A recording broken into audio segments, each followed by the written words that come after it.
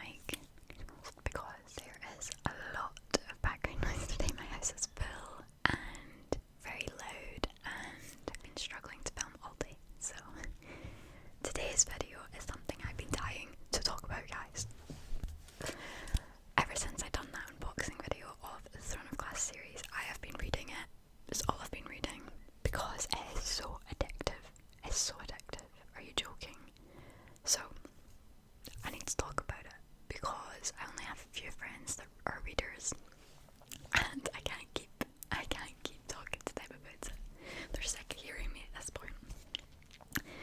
So today is going to be a little bit of a ramble, a little bit of a book triggers video. I've got notes. I've brought receipts. I've been making detailed accounts in my notes app, like it's a diary. And I'm so excited to talk to you guys about this. So I'm currently on Heir of Fire, which I know is technically like book 3, but for me it's the 4th book that I'm reading because I read Assassin's Blade first. So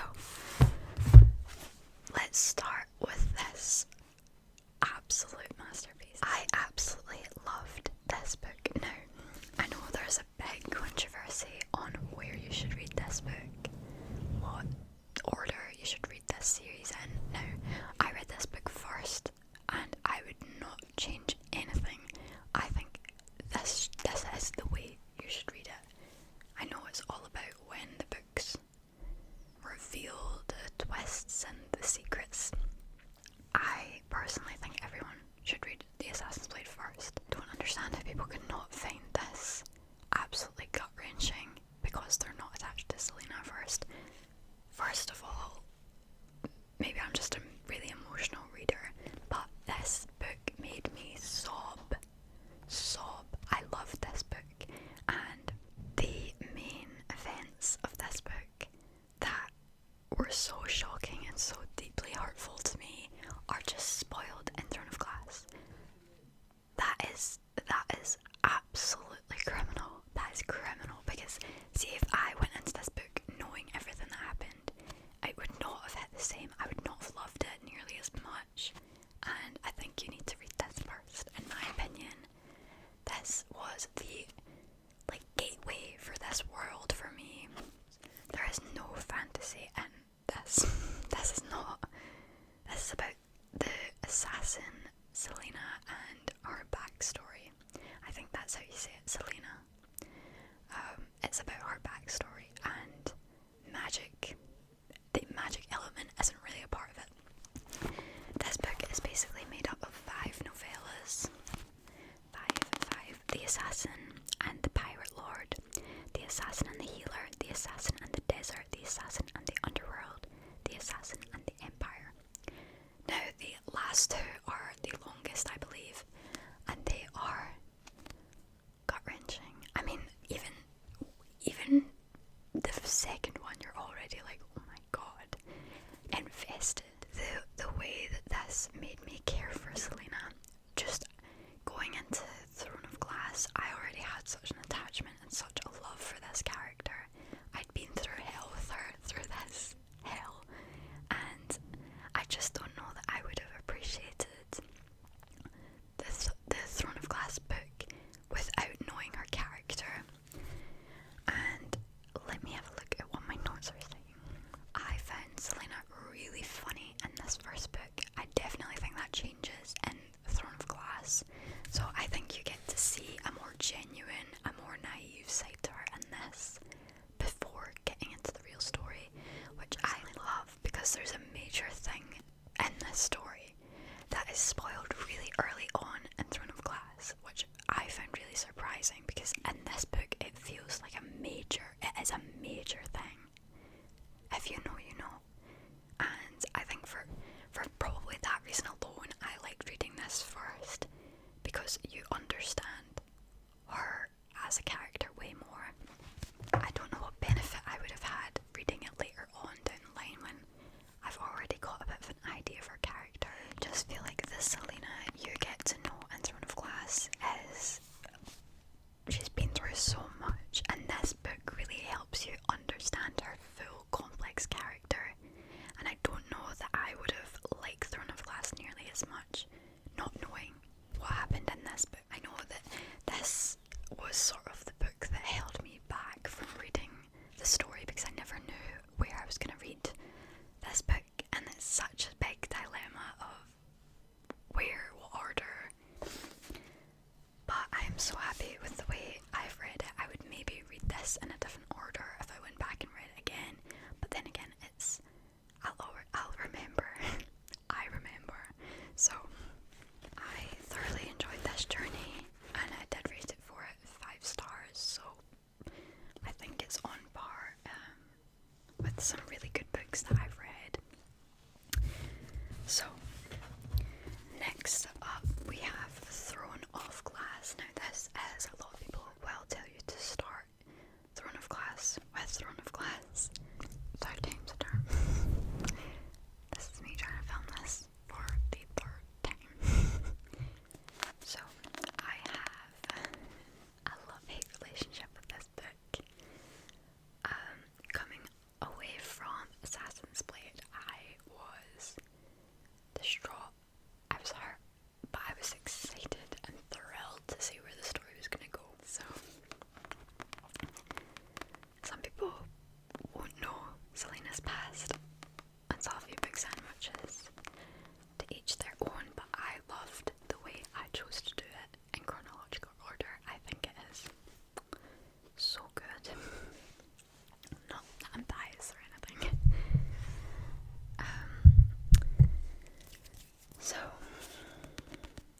I have mixed reviews on this. I think I ended up rating it a 4. 1, 2, 3, 4 stars out of 5. And I do stand by that. However, I feel like I was sold a bit of a lie, a bit of a dream with this book, because the blurb makes it sound like this competition to be the King's Champion is going to be way bigger than it is. I was expecting high action, high thrill, a lot of trials and tests. No, that's not what this book is about. This book has a subplot, and that really threw me off. I was expecting that to be way bigger. Now, if you've read ACOTAR, you'll know there is some sort of big thing that happens at the end of the first book. I loved that. I wanted that for this whole book. That's what I thought I was getting. No. So, this book is not that. This book is heavily romance-based. It's a lot about the court politics and way less about the fantasy, action, adventure type of thing that I thought I was gonna get. So if you're coming to this book thinking you're gonna get that, I hate to disappoint, but I was disappointed. Not that I didn't like it. I liked this book. I just liked it for other reasons than I thought I was gonna like it, if that makes sense. I really like the characters that are introduced in this book. Two in particular. There's another one that honestly was fine. I liked his position in this book. Then I didn't like him. If you've read the books, you know what I'm talking about, maybe. I don't know. I don't want to say too much about these books, because if you've not read these books, I don't want to spoil them, because I think everyone should read them.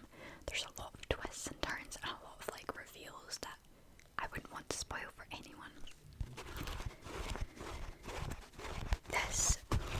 This book also, if you're going from Assassin's Blade to this, there's really no fantasy element in Assassin's Blade. It's mentioned maybe once or twice, but it's not really anything spectacular, whereas in this is where it starts to build. There's something building. Not a main thing in this either, I wouldn't say, up until maybe halfway through until the end.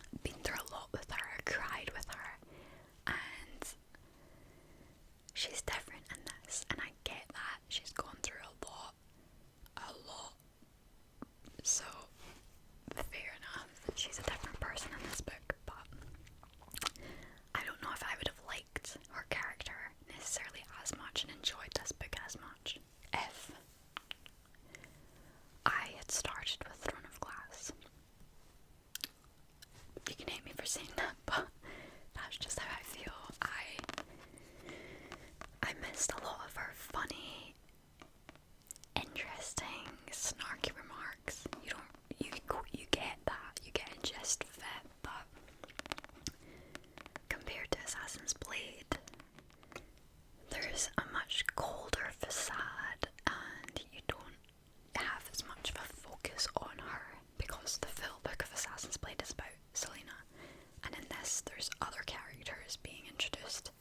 So I liked having Assassin's Blade as the focus. It really got me involved in the character and the world, and I loved that book. So maybe that's why I was quite left a bit disheartened when reading this. I still gobbled it up. I loved this book. It's really good. I loved one of the characters in this. I don't know if it's good to like say that. I really am being careful. I don't want to spoil anything. Yeah, I really love there's a strong friendship bond that's building in this that I love. This video now feels like a proper cozy best friend chit chat situation. I've got a little blanket, we've got the candles and the fairy lights on. I think the issue I take with reading this before reading Assassin's Blade is that everything that kind of happens in Assassin's Blade, most of it is told in here, and I think the reveals were way better reading Assassin's Blade first.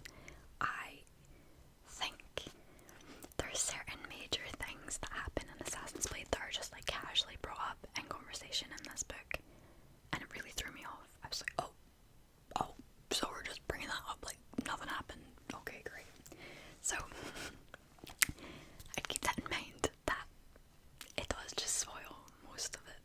Not all of it, but most of it. I think reading it as the first book was more impactful for me. I don't know. I know a lot of people would rather wait until you're 3 or 4 books in. You do you. But personally, I just don't see the point when you know most of the stuff that's going to happen. And I just really connected with Selena's character in the first book. Well, Assassin's Blade, I know this is technically the first book, but I just clicked with her. And then coming into this, I understood what was going on, and it just worked for me. It worked for me. If it doesn't work for you and you want to read this one first, you do you. But if you want to take my advice, I think Assassin's Blade works really well for a first book. Controversial, I know, but okay.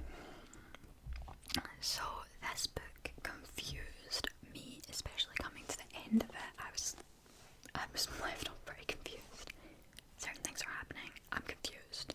Okay, there's a lot going on, and I honestly left off this book thinking, where the hell is this series gonna go? And to be honest, now that I'm on Heir of Fire, I'm 3 books in, I'm still pretty confused where the story's going. So if you are too and you're 3 or 4 books in, don't worry, you're not alone.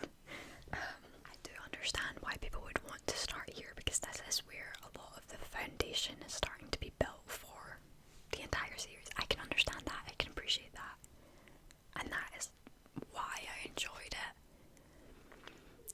But yeah, as I said, there's certain things that I don't agree with. So I rated that 4 out of 5 stars. Probably a push, maybe like a 3.8. I don't know. I think I enjoyed Assassin's Blade like that little bit more. But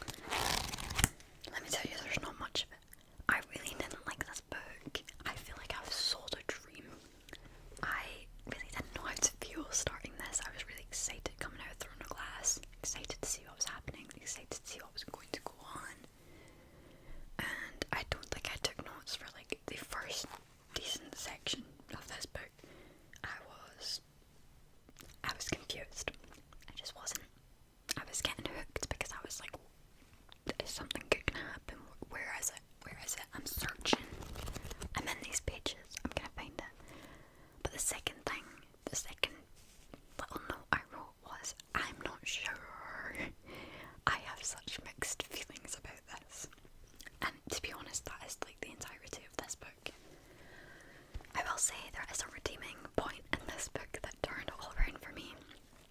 There was a point that I suspected was going to happen. I knew it was going to happen. I could feel it. I was prepared for it. But I didn't enjoy it. I only enjoyed the outcome because it changes everything. And it needed to happen because this was just pretty confusing, pretty dull, and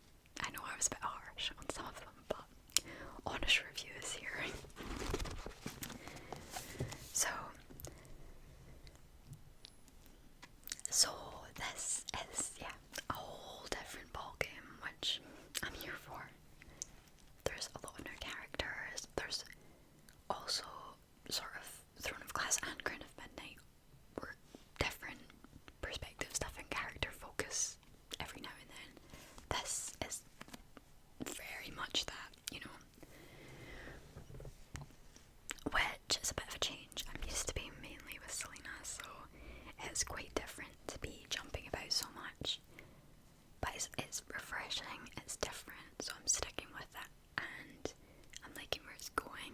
But even, honestly, starting this, I'm on my 4th book of this series, and I still have no idea what's going to happen, which is great, because I love not knowing where a series is going. Don't want a series to be predictable, so it's at least got that going for it. But yeah, I hope no one's going to take too much offence. I'm probably going to get some people that are going to disagree with it, which is fine, which is completely fine. I'm here to give my opinion. And I mean, I'm still thoroughly enjoying the series, but I have my issues, you know. I severely want to do like a whole breakdown of this, because there's so much that I can't say that I want